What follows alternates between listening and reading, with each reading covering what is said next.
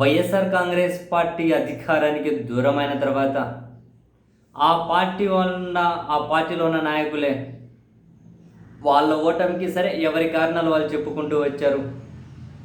ఏ కారణం చేత ఓడిపోయాము అన్నది వాళ్ళ అభిప్రాయాలు వాళ్ళు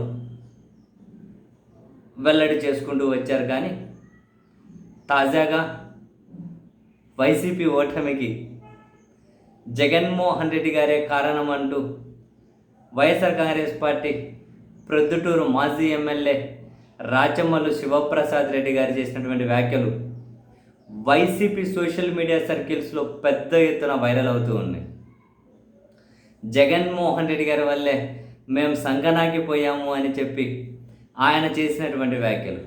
జగన్ వల్లే సంకనాకిపోవడం అంటే ఆయన స్టైల్లో ఆయన ఏమంటారు అంటే చంద్రబాబు నాయుడు గారిని జగన్మోహన్ రెడ్డి గారిని కంపేర్ చేసుకుంటూ చంద్రబాబుకి ఏమో నోరు పెద్దది, జగన్కి ఏమో నోరు చిన్నది.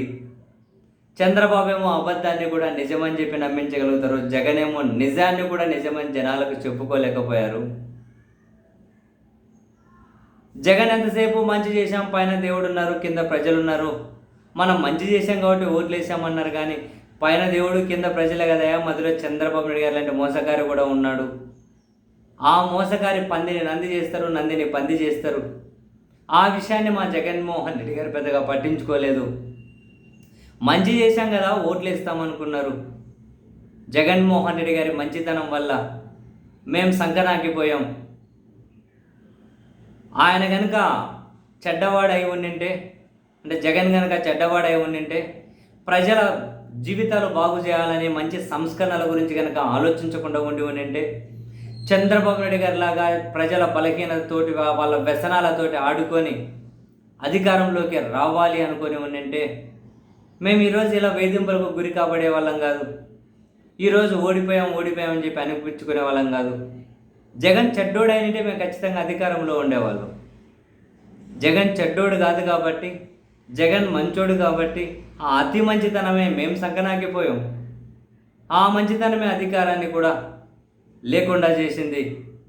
జగన్ డబ్బు కోసమో అధికారం కోసమో వెంపర్లాడి ఉండింటే, జనాల బలహీనతతో కనుక ఆయన ఆటలాడుకొని ఉండింటే, రాజకీయం చేసి ఉండింటే ఖచ్చితంగా అధికారంలోకి వచ్చేవాళ్ళం. జగాలకు మంచి చేయాలని చెప్పి ఆయన ఆలోచించారని ఆయనకు అలవాటైనటువంటి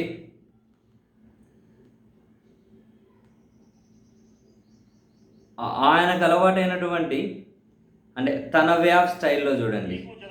వ్యత్యాసం ఒకటే, నీకు నోరు పెద్దది, జగన్మోహన్ రెడ్డికి నోరు చిన్నది. నువ్వు అబద్ధాన్ని నిజం చేసి నమ్మించగలుగుతావు, జగన్మోహన్ రెడ్డి నిజాన్ని కూడా నమ్మించలేని పరిస్థితుల్లో ఉన్నాడు. 10 సార్లు చెప్పుకోలేడు పాపం. ఆయన ఏమైనా మాట్లాడితే మనం మంచి చేస్తాము, ప్రజలు గుర్తిస్తారు, పైన దేవుడు ఉన్నాడు, కింద ప్రజలు ఉన్నారు. మధ్యలో చంద్రబాబు నాయుడు అనేవాడు కనుక్కోలేను పాపం. మధ్యలో మూడు ఉన్నాడు, పైన దేవుడు ఉంటే కింద ప్రజలు ఉంటే మధ్యలో బాబు ఉన్నాడు, నందిని పందిని నంది చేసేవాడు. అది మా జగన్ తెలియక మేమందరం సంఘం ఆగిపోయినాం. ఆ జగన్ మంచితనం వల్లనే మేము ఇట్లా అయిపోయినాం. మేము ఆ జగనే కానీ చంద్రబాబు నాయుడు మాదిరి చుట్టూడు అంటే, ఇట్లా అబద్ధాలు చెప్పగలిగిన మనిషి అంటే, సంస్కరణ దిశ కాకుండా ప్రజల యొక్క వ్యసనాన్ని బలహీనతను ఆసరాగా చేసుకునేవాడంటే, పవర్ కోసం డబ్బు కోసమే ప్రాకులాడేవాడంటే మళ్ళా పవర్ లో ఉండింది. ఈ రోజు వేధింపులకు మేము గురి అయ్యేటోళ్ళం కాదు. 100% చెప్పగలుగుతారా? జగన్ మంచితనమే, జగన్ ప్రజాహితం కోరడమే. అది తను మాట్లాడింది. జగన్ మంచోడు కాబట్టి, జగన్ మరీ మంచితనం కాబట్టి, ప్రజల బతుకులు మార్చాలనుకున్నారు, సంస్కరణలు దిశగా వెళ్ళారు కాబట్టే ఓడిపోవాల్సి వచ్చింది. లేకపోయినట్టు అధికారంలోకి ఉండేవాళ్ళం. జనాల వ్యసనాలతో రాజకీయం చేయలేదు జగన్, జనాల బతుకులు మార్చాలనుకున్నాడు అని. ఇది నిజమే కదా అని చెప్పి వైసీపీ సోషల్ మీడియా సర్కిల్స్లో అయితే ఈ వీడియో పెద్ద ఎత్తున వైరల్ చేస్తూ ఉన్నారు.